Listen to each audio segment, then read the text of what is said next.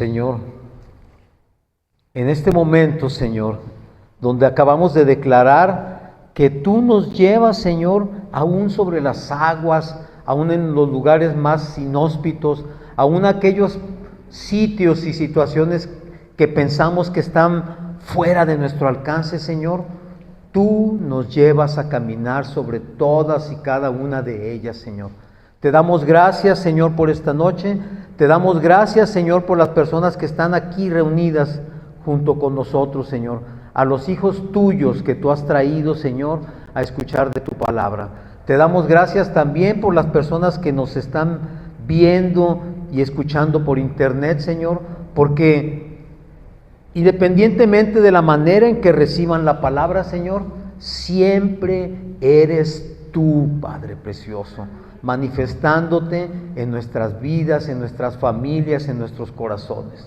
Gracias por todo, Señor, en el nombre de Cristo Jesús, y bienvenido seas, Espíritu Santo de Dios. Gracias, Padre, por tu bendición. ¿Pueden tomar su lugar? Bueno, pues hoy estamos aquí y estamos de alguna manera innovando para nosotros. Yo sé que en muchos lugares lo hacen. Estamos haciendo nuestra primera transmisión en vivo por Facebook. De manera que si tú, que eres nuestro contacto o nuestro amigo, nos estás viendo, haz tus comentarios ahí para saber si esto se vio bien, si falta algo, para que tú nos digas qué tenemos que hacer. Nosotros estamos de alguna forma experimentando, somos neófitos en esto, pero en verdad créanme que lo hacemos con todo el corazón para el Señor. Entonces, esperamos tus comentarios y que te vayas agregando también a esta transmisión. Pues, ustedes saben que el Señor nos ha venido hablando últimamente de temas muy, muy específicos y que en verdad nos damos cuenta que no solamente que el Señor nos conoce perfectamente, sino que el Señor está siempre pendiente de todo lo que nos sucede. Y Él quiere que estemos buscándolo en todo tiempo. Él quiere que nosotros podamos estar cada vez más unidos a Él y que lo busquemos con todo nuestro corazón. Hoy vamos a hablar acerca de los tiempos. Yo sé que muchas veces se habla de esto, que muchas veces quizás ya ustedes han escuchado prédicas respecto a los tiempos, pero somos, y digo somos, me incluyo, a veces somos testarudos y, como dirían los argentinos, cabezudos. Aquí en México decimos cabezones, porque por más que nos hable el Señor, muchas veces no nos entra o no permitimos que su palabra entre y haga el trabajo en nosotros. Y a veces estamos esperando, como el mundo, que dice, ya vendrán mejores tiempos, ya la situación estará diferente, ya las cosas cambiarán y entonces podremos dedicar más tiempo a buscar del Señor. Y esto no es nuevo, esto sucede desde que Dios creó al hombre. El hombre muchas veces piensa que puede hacer la búsqueda de Dios en el momento que Él quiera. O sea, yo decido cuándo lo voy a hacer y primero tengo otras cosas que atender, ¿no? Entonces, así ha sido todo el tiempo y así es actualmente. La diferencia, podríamos decir, que tú y yo sabemos que en estos momentos estamos acercándonos más que nunca a los últimos tiempos. Y yo no sé si en un momento dado iremos a tener tiempo para poder buscar de Dios cuando ya no haya más tiempo. Entonces, yo creo que nunca está de más hablar acerca de esto. Vamos a ir al libro de Eclesiastés, al capítulo 3. Yo sé que todo mundo lo conoce, en esta congregación todos se saben de memoria estos versículos, pero de todas maneras los vamos a leer. Si ustedes traen su Biblia, adelante, y si no traen, ya saben que aquí pueden pedir una, pueden tomar una con toda confianza. En Eclesiastés 3 nos habla de que todo tiene su tiempo. Eclesiastés ya sabemos que lo escribió Salomón, es un libro de los que escribió Salomón, y habla con sabiduría acerca de la vanidad de la vida. Todo este libro habla acerca de la vanidad de la vida, de cómo nosotros perdemos el tiempo y perdemos la vida en hacer cosas que no representan ni valen nada realmente, pero que nosotros en lo personal les damos valor. Y dice así, ya lo tenemos, ¿verdad? Dice, comenzando en el versículo 1, todo tiene su tiempo y todo lo que se quiere debajo del cielo tiene su hora. Tiempo de nacer y tiempo de morir. Tiempo de plantar y tiempo de arrancar lo plantado. Tiempo de matar y tiempo de curar. Tiempo de destruir y tiempo de edificar. Tiempo de llorar y tiempo de reír. Tiempo de endechar y tiempo de bailar. Tiempo de esparcir piedras y tiempo de juntar piedras. Tiempo de abrazar y tiempo de abstenerse de abrazar. Tiempo de buscar y tiempo de perder. Tiempo de guardar y tiempo de desechar. Tiempo de romper y tiempo de coser. Tiempo de callar y tiempo de hablar. Tiempo de amar y tiempo de aborrecer. Tiempo de guerra y tiempo de paz. El Señor nos está hablando por medio del libro de Eclesiastés acerca de que en el reino de los cielos, en el tiempo de Dios, todo tiene una hora para suceder. Nada sucede ni antes ni después de cuando deba ser. Y esto sucede porque Dios es quien controla los tiempos. Por eso dice que hay tiempo para amar, para aborrecer, para abrazar, para soltar, para edificar, para destruir. Hay tiempo para todo. El problema es que nosotros, como personas, como hombres, muchas veces no podemos entender esos tiempos. Y queremos y creemos que nuestros tiempos son los que mandan y rigen lo que sucede aún en nuestras vidas, ¿verdad? Nosotros pensamos, es que ahorita, en este momento, es tiempo de trabajar. Pero la palabra dice que hay tiempo de trabajar y tiempo para descansar. A veces nos metemos en el trabajo y nos olvidamos del descanso. Y se nos olvida que incluso Dios descansó un día, el séptimo día. Yo no creo, porque no lo puedo creer, que Dios descansó porque estaba cansado.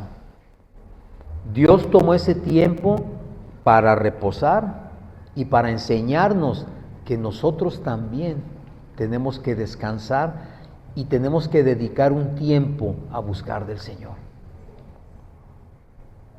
Lo que pasa es que el hombre en su soberbia llega a pensar, no sé si llega a pensar que es más grande que Dios o más fuerte que Dios y no necesita descansar.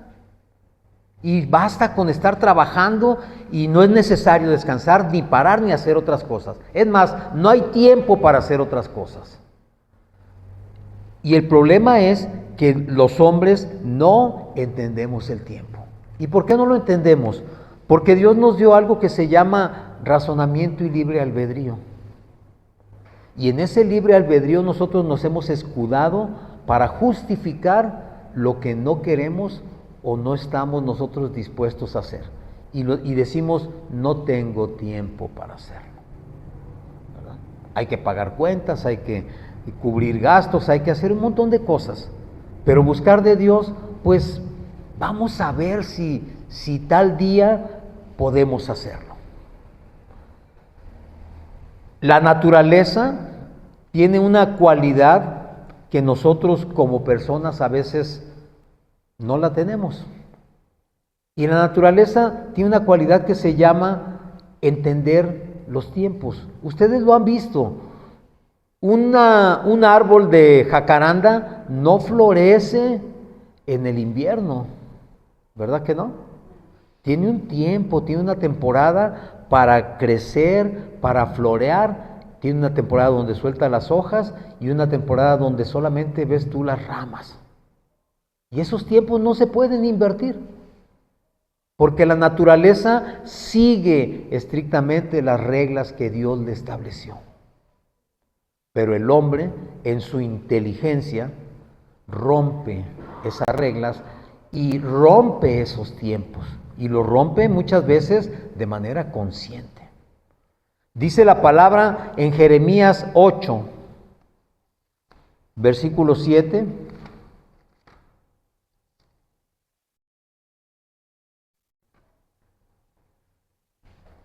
¿Ya lo encontraron? Jeremías 8, 7. 8, versículo 7. ¿Ya lo tienen? Ok, dice, aún la cigüeña en el cielo conoce su tiempo, y la tórtola, y la grulla, y la golondrina guardan el tiempo de su venida, pero mi pueblo no conoce el juicio de Jehová. Todos hemos visto o hemos observado cómo las golondrinas se van una temporada y luego regresan, ¿verdad? En primavera invariablemente regresan. Y hay golondrinas que viajan miles de kilómetros y después de un tiempo regresan al mismo sitio donde hicieron su nido. Hay unas mariposas también que se llaman monarcas, que viajan desde Michoacán hasta Canadá, miles de kilómetros, y hacen su viaje cada año invariablemente en los tiempos establecidos para la naturaleza. Y el Señor dice, ellos entienden sus tiempos, saben cuándo tienen que venir y cuándo se tienen que ir. Pero el hombre no conoce el juicio de Jehová. Es decir, el hombre no conoce y muchas veces ni siquiera quiere conocer el pensamiento de Dios. ¿Qué es lo que Dios quiere y cómo lo quiere y qué Él me está diciendo que yo haga en qué momentos? Y esto es bien sencillo porque muchos de nosotros cuando llegamos a los pies del Señor no lo teníamos planeado, ¿verdad? Algunos quizás nos resistimos durante mucho tiempo, pero llegó un momento en el que ya no pudimos sino rendirnos a sus pies. ¿Por qué? Porque el tiempo llegó. Dios quizás nos dio muchas oportunidades de que le buscáramos nosotros por nuestra propia voluntad, pero al no hacerlo, como Él no rompe sus planes ni los cambia, Él dice, hoy tienes que conocerme. Y no sé qué sucedió con ustedes, pero el día que a mí me tocó conocerlo, recibirlo, era el tiempo exacto, porque yo ya no pude hacer otra cosa sino rendirme a sus pies y entender que mi momento de cambiar había llegado, que yo ya no podía ni debía ser la misma persona que era, porque simple y sencillamente en el tiempo de Dios ese era el momento que Él había escogido para que yo le conociera. Yo estoy seguro que contigo pasó lo mismo, segurísimo. Lo que sucede muchas veces es que el tiempo de conocerlo llega, pero el tiempo de buscarlo y de seguirle, nosotros muchas veces lo movemos o queremos manipularlo. Y entonces yo pretendo que Dios se acomode a mí cuando la realidad es que yo debería acomodarme a los designios del Señor. Y a veces nos quejamos o nos justificamos diciendo, es que ¿sabes qué? Hay muchas cosas que tengo que hacer, tengo muchos planes, tengo muchos gastos, tengo una familia que sostener. Pero no entendemos que si Dios nos está diciendo, búscame y yo te voy a dar lo que necesitas, es porque así va a ser. Queremos seguir resolviendo nosotros cuando el Señor dice, déjame a mí eso, yo lo que quiero y para lo que fuiste creado es para buscarme. Fuiste creado para estar cerca de mí, yo así te hice, cercano a mí. ¿Recuerdan cuando estaba Adán en el huerto del Edén? Él hablaba con Dios, se movía con libertad y Dios todo el tiempo estaba en comunicación con él, porque para eso fuimos diseñados. Pero nosotros hoy preferimos estar conectados a otras cosas en vez de estar conectados con Dios. Y a veces pensamos que tenemos quizás muchos años por delante y que no va a pasar nada. Yo no sé, porque a mí la vida me ha mostrado y el Señor me ha enseñado, por supuesto también, que nosotros no sabemos en qué momento nos vamos a ir. Yo no sé si mañana amanezca con vida, no lo sé. Si alguien lo sabe y está seguro, pues qué bueno, ¿verdad? Que lo esté seguro, pero ¿quién lo garantiza? Nadie lo garantiza. Pero yo digo, pues el domingo si hay chance sí voy. ¿Verdad? Porque pues bueno, estoy pensando de aquí al domingo sí llego, ¿verdad? Claro que hacemos planes y se vale. Pero ¿quién me garantiza que el domingo sí voy a estar con vida? Yo no sé si algún día les toque a ustedes venir el domingo y que la puerta esté cerrada porque a lo mejor o quizás el pastor ya se graduó y ya está con el Señor, ¿verdad? No lo sabemos. Sin embargo, tenemos que estar preparados como si fuese a suceder en este mismo momento. En Lucas 12:15, yo sé que también este capítulo lo conocen muy bien. Lucas 12:15.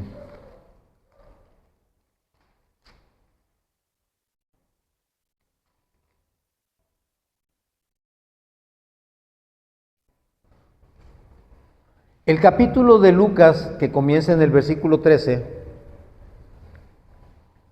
habla de un rico insensato. Y fíjense bien que en 12:15 les dije, vamos a comenzar a leer y dice, y les dijo, miren y guárdense de toda avaricia, porque la vida del hombre no consiste en la abundancia de los bienes que posee. También le refirió una parábola diciendo, la heredad de un hombre rico había producido mucho. Y él pensaba dentro de sí diciendo, ¿qué haré? Porque no tengo dónde guardar mis frutos. Y dijo, esto haré, derribaré mis graneros y los edificaré mayores. Y allí guardaré todos mis frutos y mis bienes. Y diré a mi alma, alma, muchos bienes tienes guardados para muchos años. Repósate, come, bebe, regocíjate. Pero Dios le dijo, necio, esta noche vienen a pedirte tu alma. ¿Y lo que has provisto, de quién será? Así es que el que hace para sí tesoro y no es rico para con Dios. ¿Qué nos está hablando el Señor aquí? Jesús siempre habló en parábolas para que todos pudiéramos entenderlo. Está hablando de un hombre muy rico, obviamente un hombre que seguramente era muy inteligente, era muy trabajador, era muy buen administrador y logró hacer mucha riqueza. Y llegó a ser tanta esa riqueza que su preocupación era, ¿dónde voy a guardar todo lo que tengo? Ese hombre ya no estaba quizás pensando cómo le voy a hacer para comer mañana, ¿verdad? Él ya tenía tanta riqueza que decía, ¿dónde guardaré lo que tengo? Y decía, pues aquí ya no cabe, ¿qué hago? Voy a tumbar todo y los voy a hacer más grande para que quepan más cosas, para poder guardar mis tesoros, mis bienes, mis ganancias, mis frutos, todo lo que yo he conseguido en mi vida para tener dónde guardarlo. Y entonces algo terrible, bueno, a mí me parece terrible porque yo lo leo y digo, wow, Dice que dijo a su alma: alma mía, muchos bienes tienes guardados para muchos años. Ese hombre, como muchos de nosotros, pensaba que el alma se iba a nutrir de los bienes que él había conseguido, y le decía: muchos bienes tienes para muchos años, es decir, tú gózate, ya no te preocupes, ya tienes mucho para muchos años. Pero el alimento del alma, tú y yo sabemos que no son las cosas materiales. Él tenía muchas cosas materiales, pero tenía un alma totalmente anémica. Quizás tenía mucho dinero, quizás tenía una casa muy bonita, quizás tenía una empresa muy próspera, pero su alma estaba vacía. Y el Señor le dice: necio. Porque cuando tú piensas así, no te esperes que el Señor te diga: bravo, mi hijo, te felicito porque conseguiste ganar mucho dinero, porque construiste una casa hermosa, porque tienes dinero en el banco, porque tienes un auto del año. Nunca esperes que Dios te felicite por eso, porque no lo va a hacer, porque eso a Dios no le interesa en lo más mínimo. Y a ti y a mí tampoco debería de interesarnos. ¿Por qué? Porque el día que nos toque irnos, sea hoy o dentro de 10 años o 20 o 50, los que sean, de todo lo que tenemos, créanme que no nos vamos a llevar nada, absolutamente, nada. El auto se va a quedar estacionado en la cochera, las propiedades se van a quedar y quizás haya quien se esté peleando por ellas. La ropa, no crean que la van a guardar ni sus hijos, ni sus esposos o esposas. Lo primero que va a hacer es: esta ropa ya no se necesita, van a vaciar tu closet y van a ponerla o la van a regalar al primero que pase. Y tú te esmeraste toda tu vida por tener un guardarropa precioso, por tener un auto del año, por tener una casa hermosa. Y no sabes ni quién va a habitar en esa casa cuando tú te vayas. Pero el Señor le dice: esta noche vienen a pedir tu alma. Es decir, ya ni le muevas, mijo. Ya, déjalo así. No vas a alcanzar a hacer nada porque hoy te toca venir. ¿Y qué sucede ahí? ¿O qué sucederá? Pues yo no sé cómo nos irá cuando estemos en presencia del Señor para ser juzgados. Pero a mí no me gustaría que me dijera el Señor: hijo, te hablé 1000 veces, te busqué 1000 veces, te mandé quien te hablara, te mandé quien te invitara y nunca tuviste tiempo para mí. Nunca tuviste tiempo para buscarme, porque te dedicaste a acumular riquezas y a hacer lo único que sabías hacer, que era trabajar. Pero eso no te sirve de nada aquí, porque vienes desnudito como naciste. Eso ya no sirve, no hace nada, no hace ninguna diferencia. Cuando nosotros nos enfocamos en esto, es porque realmente, no sé, o sea, yo siento que no entendemos los tiempos. No entendemos que no tenemos el tiempo eternamente. Vivimos como si nunca nos fuéramos a morir, como si nunca fuéramos a partir de este mundo, acumulando para los que vienen. Si ustedes leen el libro de Eclesiastés, si no lo han leído, léanlo por favor, y se van a dar cuenta de todo lo que habla y de las vanidades que nos dice, que hay quienes se dedican a hacer riquezas, pero no tienen tiempo de disfrutarlas. Y nunca saben quién va a disfrutarse y a quedarse con esas cosas. Están para trabajar y otros vienen a disfrutar. Dice: vanidad de vanidades es la vida.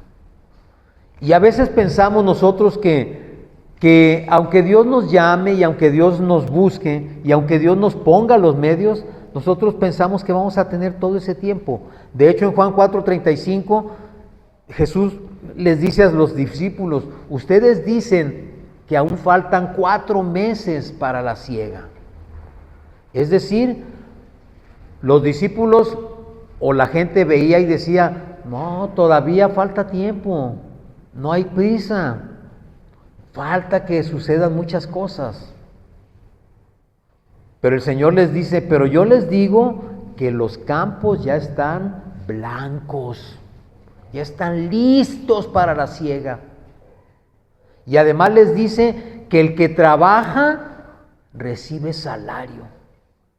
Es decir, el Señor te está presentando la situación y te dice, Óscar, ya no pierdas más el tiempo. Esto ya está listo para que tú lo hagas, para que tú trabajes en esto. Pero si Óscar está distraído viendo el campo y diciendo, no, todavía le falta, yo veo las manzanas todavía medias verdes, como que les falta unos 15 días más. Yo veo la cosecha como que todavía no está lista. Vamos a hacer otra cosa y luego regresamos a cosechar, ¿verdad? Porque todavía no es el tiempo. Pero el Señor dice, ustedes ven esto, pero yo les digo que ya es el tiempo. Y además dice que el que trabaja en eso recibe un salario. Obviamente el salario del Señor no es económico. Cuando tú trabajas en el campo del Señor y ayudas a la siega y ayudas a cosechar, el Señor paga. Porque el Señor dice la palabra que Él no es injusto para olvidar todo el trabajo que tú haces a favor de los santos. Es decir, de sus escogidos. Todo lo que tú hagas para el Señor a favor de los que Él ha escogido va a ser altamente recompensado y pagado. Porque además el Señor nos ha equipado de talentos y de dones para poder hacer ese trabajo. Y nosotros estamos tan distraídos que seguimos pensando que no pasa nada si yo sigo en las fiestas, si yo sigo embebido en el trabajo, si yo sigo haciendo cosas las mismas que hacía antes de conocerlo a Él. No pasa nada, no sucede nada. Y quiero que vayamos a la primera carta de Pedro, en el capítulo 4, versículo 2. Primera carta de Pedro 4, versículo 2.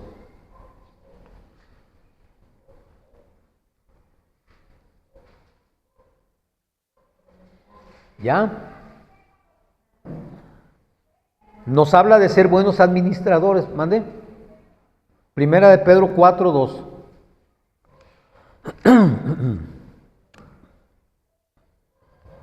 Fíjense bien. Dice, para no vivir el tiempo que resta en la carne conforme a las concupiscencias de los hombres, sino conforme a la voluntad de Dios.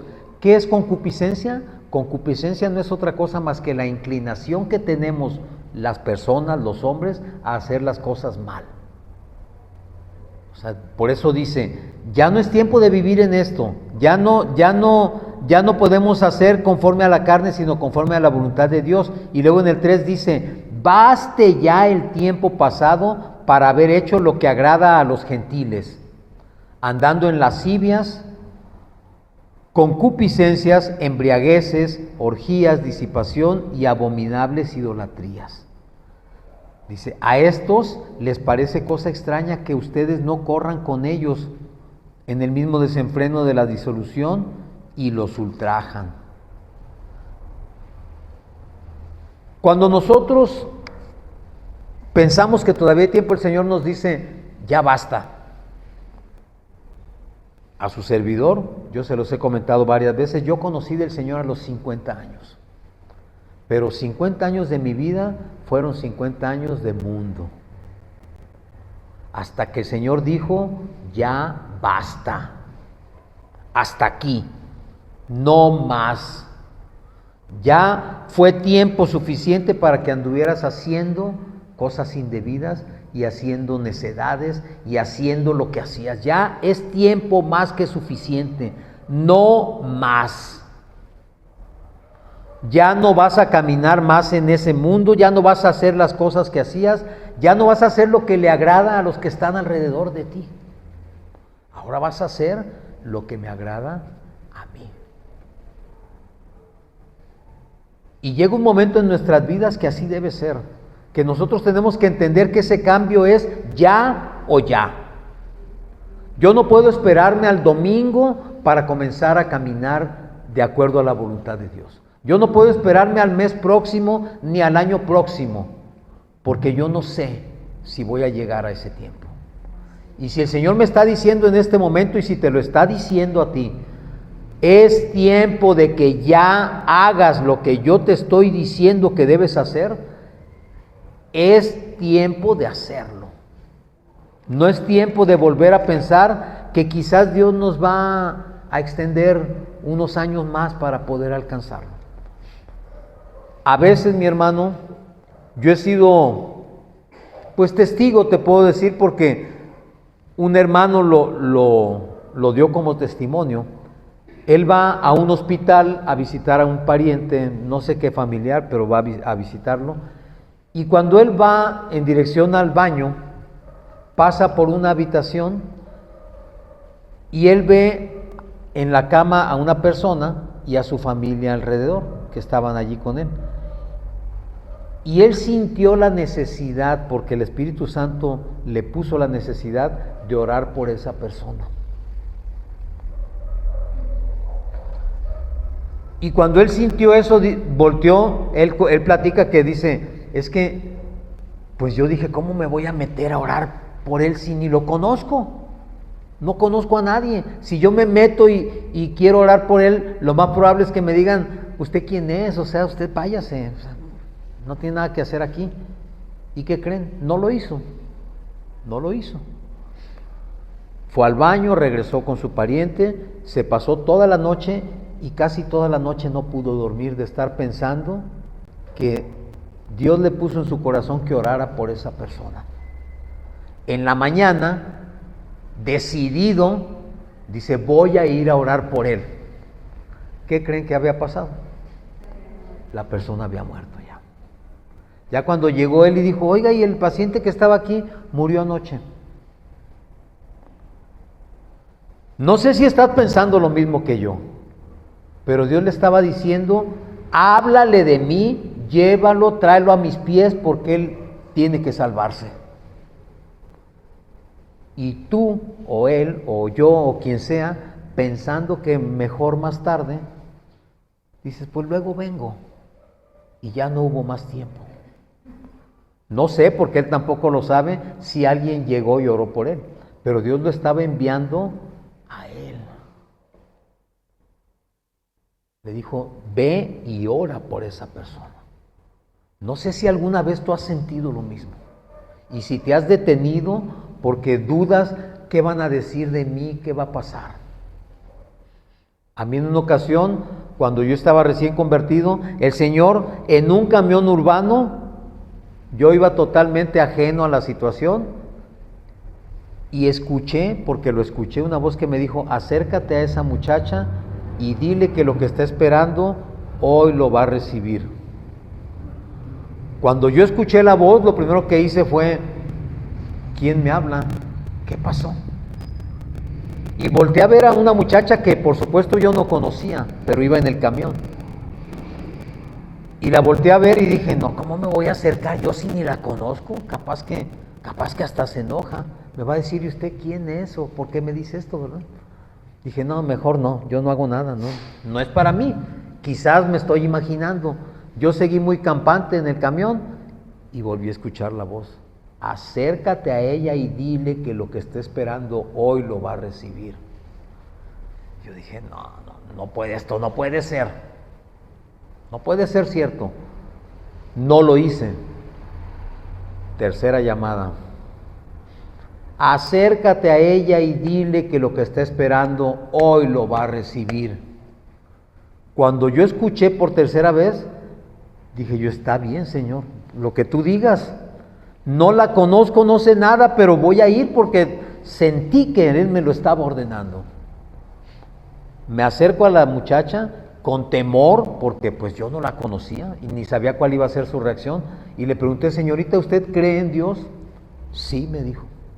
Dije, bueno, pues yo no sé qué suceda, ni tengo idea de por qué, pero Él me está diciendo que yo le diga que lo que usted está esperando, hoy lo va a recibir. Cuando yo le dije esas palabras, la chica soltó el llanto, se puso a llorar y me dijo, no sabe usted cuánto le pedí a Dios que me diera una señal, que me diera la respuesta a lo que yo le estoy pidiendo. Y yo decía, yo decía, si en verdad existes y si en verdad me estás escuchando, respóndeme a esto que estoy necesitando. Entonces cuando yo la vi que lloró y era así, dije, bueno, pues con permiso, yo me retiro, mucho gusto, que tenga muy bonito día y que Dios haga con usted lo que Él quiera hacer. Me fui, pero en esos momentos tú te das cuenta, y yo estoy seguro que tú lo has sentido más de una vez, que Dios te ha hablado, que Dios te ha dicho, ve, o te ha dicho, ven, o te ha dicho, muévete, o te ha dicho, háblale, y tú y yo no lo hemos hecho, por la causa que sea. Pero la mayoría de las veces no lo hemos hecho porque decimos, después. O no le has hablado a esa persona que Dios puso en tu mente y que te dijo, háblale, necesito que le hables. Y tú dices, después le llamo, ahorita déjame seguir viendo el TikTok, déjame ver las noticias del Facebook, después le hablo. Pero cuando Dios te dice, háblale, es háblale en ese momento. Entonces, ¿qué es entonces lo que en un momento dado Dios quiere y Dios busca de mí? Dijimos que Dios es el dueño del tiempo. Él quiere que el tiempo que te da o te está dando, lo uses como Él quiere que lo uses. Que dejes de pensar que eres eterno, porque tú y yo no somos eternos en este mundo. Y que hagas lo que Él te puso en tu corazón que debes hacer. Si debes hablar, habla. Si debes servir, sirve. Si vas a predicar, predica. Si vas a estudiar, estudia. Si vas a servir, sirve. Lo que Dios haya puesto en tu corazón, eso es lo que tienes que hacer. Porque ya es tiempo, ya es tiempo. En la segunda carta a Timoteo, Pablo le dice, en el capítulo 4, versículo 2.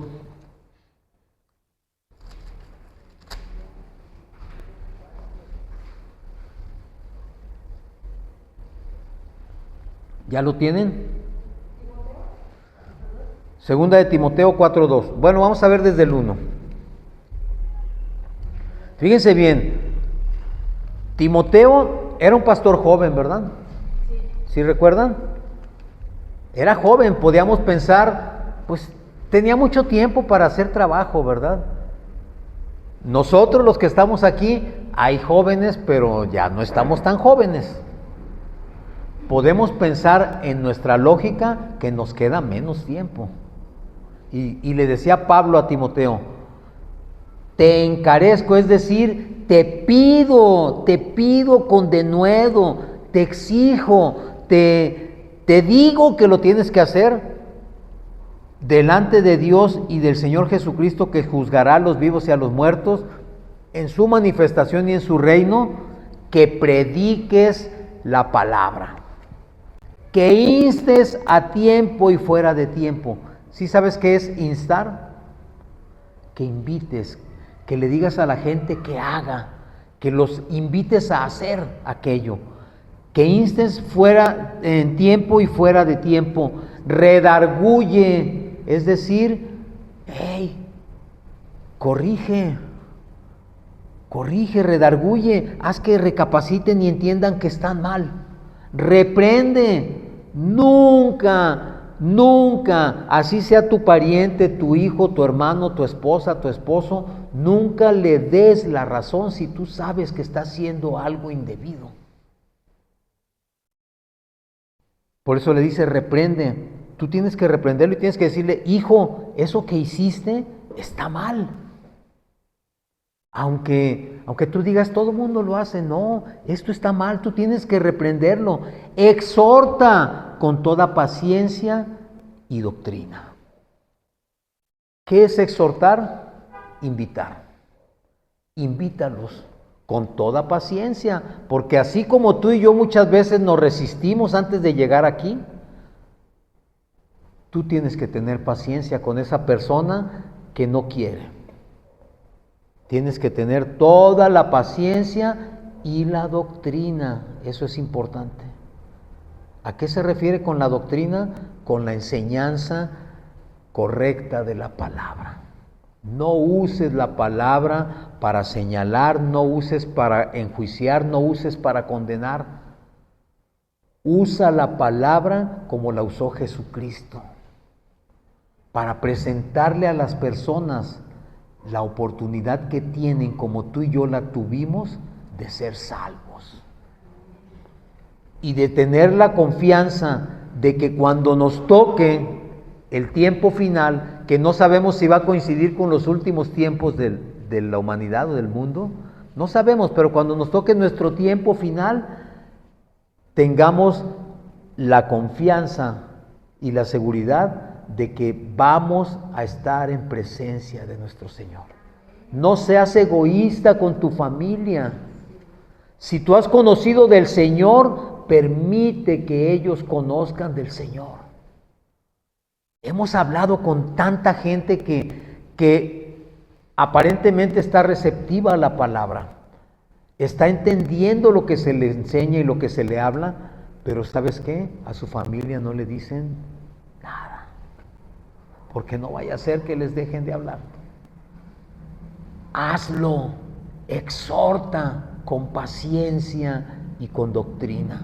Y la única manera de entender la doctrina, la sana doctrina, es escuchando y estudiando la palabra de Dios.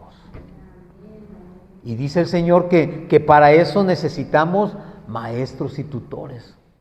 No pretendas ser el sabio de la Biblia. Busca dirección. Y cuando entiendas tú la verdadera doctrina, entonces vas a saber por qué era necesario aprender, para poder transmitir.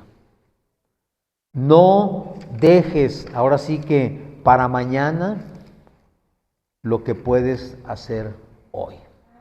Si hoy has tomado la decisión de seguir al Señor, no te detengas, no te reprimas, no des paso atrás. Es el tiempo que Dios ha escogido para que tú le sigas, le busques y estés en todo tiempo en su presencia. Amén y amén.